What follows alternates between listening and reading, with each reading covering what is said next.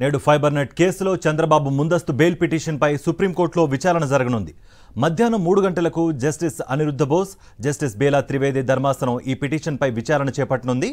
అవినీతి నిరోధక చట్టం 17A వర్తింపుపై భిన్నమైన తీర్పుల నేపథ్యంలో కేసు విచారణపై ఆసక్తి నెలకొంది.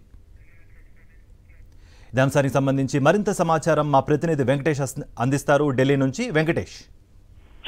ఫైబర్ నెట్ కేసులో తనకు ముందస్తు బెయిల్ ఇవ్వాలని చంద్రబాబు నాయుడు దాఖలు చేసిన పిటిషన్ పైన ఈ రోజు సుప్రీంకోర్టు విచారణ చేయబోతోంది.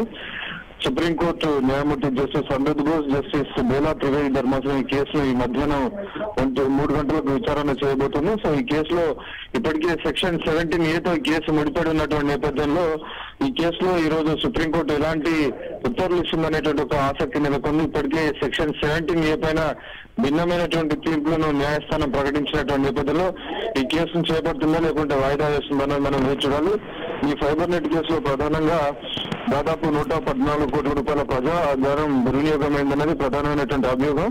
ఈ కేసులో ముందస్తు బెయిల్ కోసం చంద్రబాబు నాయుడు ఏపీ హైకోర్టును ఆశ్రయించిన ఆయనకు అక్కడ ఊరట దక్కలేదు. సో ఆ నేపథ్యంలో ఆయన సుప్రీంకోర్టును ఆశ్రయించారు. సో సుప్రీంకోర్టు ఈ రోజు కేసు విచారణ చేయబోతుంది. దానికి సంబంధించి ఎలాంటి నిర్ణయం తీసుకుంటుందో మనం వేచి చూడాలి. Right Venkatesh, thank you for the update.